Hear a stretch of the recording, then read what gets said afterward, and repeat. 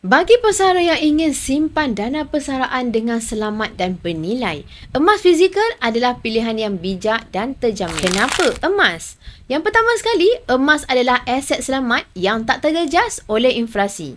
Nilainya kekal dan cenderung meningkat dalam jangka panjang, menjadikan emas sebagai simpanan yang terbaik untuk melindungi hasil titik peluh anda. Yang kedua, emas ni mudah untuk dicairkan bila-bila masa je.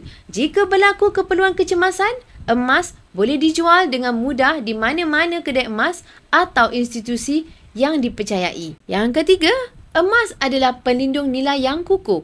Wang tunai mungkin menyusut nilainya disebabkan inflasi, tapi nilai emas kekal terjamin dari tahun ke tahun, melindungi simpanan anda dengan lebih baik. Untuk pesara yang bijak, simpanan dalam bentuk emas adalah langkah yang selamat, mudah dan terjamin untuk masa depan. Jangan biarkan simpanan anda terjejas oleh inflasi. Simpankanlah sebahagian dalam bentuk emas macam ni hari ini.